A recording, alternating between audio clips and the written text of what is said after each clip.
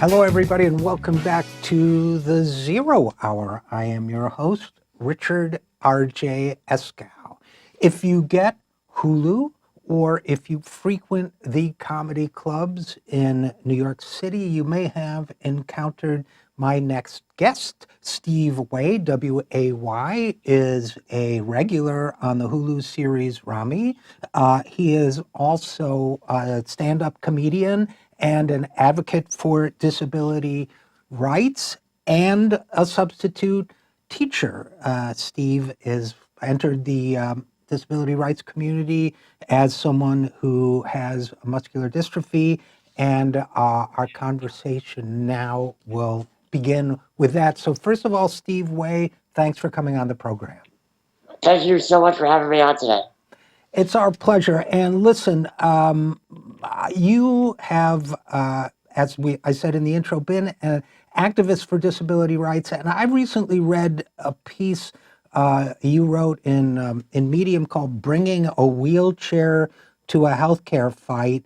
And, as I said to you before we went on the air, absolutely terrifying story. And do you mind just briefly recapping it for us now?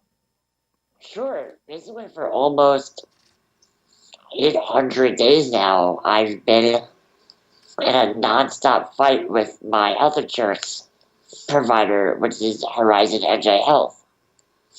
They are one of 5 of New Jersey's Medicaid providers. And basically, I'm trying to get more personal care assistance hours so I can finally move out of my parents' house and move in with my girlfriend. My parents are getting to the point where they cannot take care of me anymore. My girlfriend works all day long, so I can't be alone because it could kill me. And Horizon basically has been saying that based on their standards, I'm not disabled enough.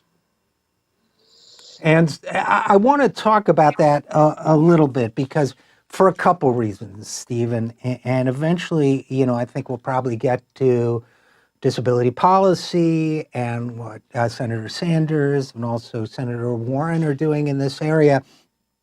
But, I just want to, first of all, emphasize, my support for you. And secondly, I can only imagine how, we all get frustrated with bureaucratic thinking and getting the runaround and, people just not being responsive. But it's one thing when you're talking about trying to change your cable subscription from premium to standard, right?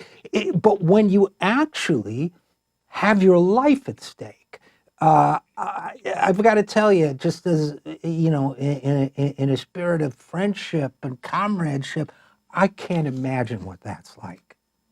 Well, let me just first say that I truly appreciate your support. The support that I get from my friends, my family, from everyone on the internet. That's what really keeps me going. And that's probably the only reason why I haven't lost my mind yet. It's hard. It's really hard. I'm dealing with a corporation that's supposed to help me. That's what they're there for, to help people like me. But they're failing at it. And they're failing in a way that can literally murder me. And that's not hyperbole, because I have lost friends due to lack of care. And I have lost friends due to insurance denials. So, it's really hard when you're up against this all-powerful entity that would rather see me dead to save money. And I make the comparison, if my parents neglected me like this, they'd be thrown in jail. Uh-huh. But if a business does it, that's just capitalism. Steve, you make such a fantastic point there that yes, if your parents treated you like this, it would be abuse. It would be seen as abuse. It would be seen as endangerment because it is, in fact, abuse and endangerment. But because it's a corporate entity doing it, it's funny. The right always says corporations are people, but when those people act homicidally, then they're not people anymore. They get away with it. And one of the points I wanted to make, and this gets us into the policy a little bit, is that in terms of a lot of the political debate you hear nowadays, as a statistic, Steve Way, you're a success story because you've quote unquote got insurance. You're not quote unquote uninsured, but that insurance, because of its money saving rules, it could leave you dead. And how do they justify this? I mean, for that matter, if you've contacted your congressperson about it, how does anybody? I guess it's state, so the governor or anybody. How does anyone justify this kind of behavior? Well, they'll justify it by two ways. One, they'll say it's a private entity; it's not the state, so the governor can't really step in. But I know Horizon justifies it by saying that they have to follow the state guidelines. Now, I know that's not true because I know people in the state of New Jersey who are also on Horizon RJ Health with very similar circumstances who get many more personal care assistance hours than I do. So I'm not asking for anything new. I'm not asking for anything unprecedented. All I'm asking for is literally the bare minimum care that I need to survive, and I can't even get that. And when you really break it down, privatized Medicaid is basically what a public option would look like. Amen. And it's not good. So to any candidate out there who says, oh yeah, everyone's going to be insured, they can either buy it or be on a public option, people will die under a public option. Steve, again, another fantastic point. I talk a lot about healthcare policy and Medicare for all. I've never heard anybody, either by example or in any other way, making that point more clearly. And, I've said that choice is, first of all, we can't make that choice, right? Because many of us don't know what our healthcare needs are going to be. So I'm supposed to choose based on what might happen to me in the coming year. I don't know. It's kind of like three-card Monte or that cup and balls on the street, right? Yeah. The point is, as soon as I can quote unquote choose which cup I think the ball is under, but the dealer knows better than me, and the dealer is going to make sure he always wins. I also just wanted to make the point before it may be segueing in even more into policy that, you hear the complaint people make that, well, I don't want a government bureaucracy in charge of my health care. Well, do you want the people who are telling Steve Way that his life has to be in danger because he needs 84 personal care hours per week, and we say, he doesn't qualify for it because of X, Y, and Z, and A, B, C, and D. I mean, your story, and I encourage people to look it up, bringing a wheelchair to a healthcare fight. This is like the most bureaucratic thing I've ever heard. It's bureaucratic double talk and a runaround. If a government agency was giving this kind of double talk to you, you could, make a campaign. You could, run against somebody who endorses this way of doing things. But here, precisely because it's not government, it seems to me like you're in this like Kafka-esque nightmare. And I just want people to understand how much a private sector can be not only a horrible bureaucracy, but one that could kill somebody. Yeah, it really does feel like a Lynchian nightmare from Twin Peaks. Like I'll call them up and like they'll tell me to do something a certain way, and then I'll do it, and then I'll call again, and they'll say, no, that was wrong. You have to do it this way. I've literally lost months just trying to figure out the right way. How do I submit like a referral or a request? And going back to what you said before about trying to plan, um, I just decided I'm really into pro wrestling, and Right. I have like a wrestling promo I like to do where I'm the bad guy and I say to my opponent, you can become disabled at any time, and it's true. People don't realize that they could be on Medicare or Medicaid literally a month from now without realizing. Absolutely. They're obviously not going to be in my situation because what I have is genetic. I was born with it. But anything can happen to anyone at any given time. Um, and it's frustrating because I have to deal with a lot of those arguments that you mentioned, like in my own family. Mm. I get a lot of people saying they're like, "Oh, I shouldn't have to pay for your health care. You should rely on churches and charities." And my favorite one is what you said. Do you want the government like telling you what you should have, or do you want the government making healthcare decisions for you? Well, corporations are doing that right now. They've been doing that for decades. And I remember during the fight for the Affordable Care Act, the right was going off about death panels. We've had death panels for years. They're called Aetna and Cigna Right. and United Healthcare, Blue Cross Blue Shield. They're here, and they're murdering people every single day.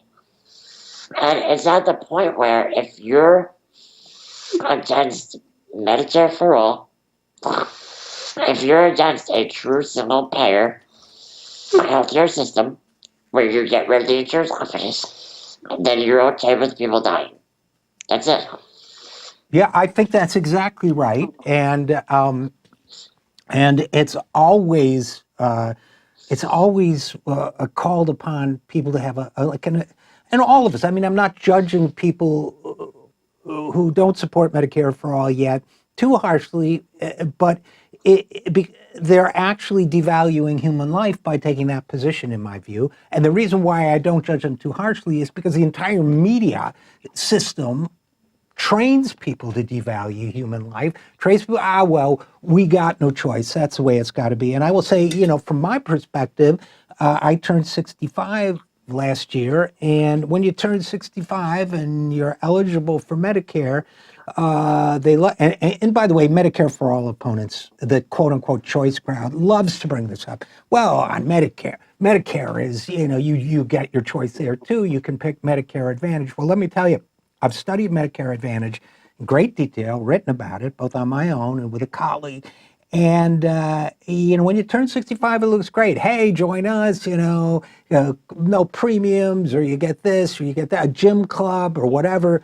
And it's all very well and good until, like you, Steve Way, you need medical care. And then all of a sudden you find, oh, that's the best hospital for that care. Can't go there. Oh, that's the best doctor for that care. Can't have her. That's the best treatment for that care. Can't have it. And you're in the exact same nightmare that you, Steve Way, are in right now. So listen, man, I'm sorry for what you're going through, but I hope you will continue to make a cause for this, and to not only for your own to get your own care, but so that people understand how inhumane the current system really is. And along those lines, I hear you're working with Bernie's campaign now. Yes, I formally endorsed Bernie.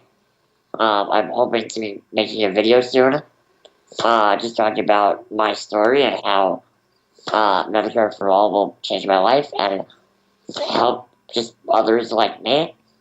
Um, Bernie's really the only one who has the real solution. And as I mentioned before, it's a true single payer healthcare plan that gets rid of the insurance companies. Because it's the insurance companies that are the real death panels. And go back to what you said before about Medicare, any time that you have to pay to supplement your care, there's something wrong there. But let's also not forget that Medicare is the most popular health insurance provider in the country.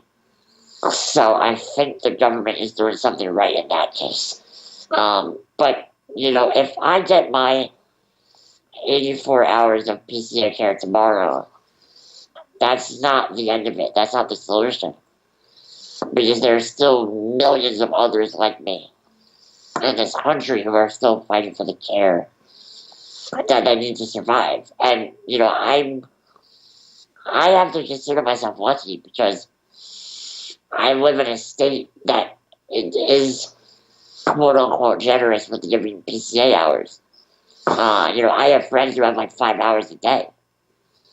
And it's so horrible that I have to say I consider myself lucky that I'm getting sub minimum care to survive. Because there are other people that have it worse. I feel like here we're always saying, oh, it could be worse. And it could be bad. Well, it should be better. And I think it's now my goal in life and with my career to use my growing platform as an actor to not only bring awareness to this, but to get in front of lawmakers and say, this has to change. Because until the system is uprooted and started over again, people will continue to die. Well, you are doing a great job making a case for exactly that. If people want to know more about your work, I've got you at thesteveway, WAY.com. And again, the piece is bringing a wheelchair to a healthcare fight. So, Steve Way, thanks for your great work in this area and best of luck. Thank you, RJ. I really appreciate that. Solidarity forever.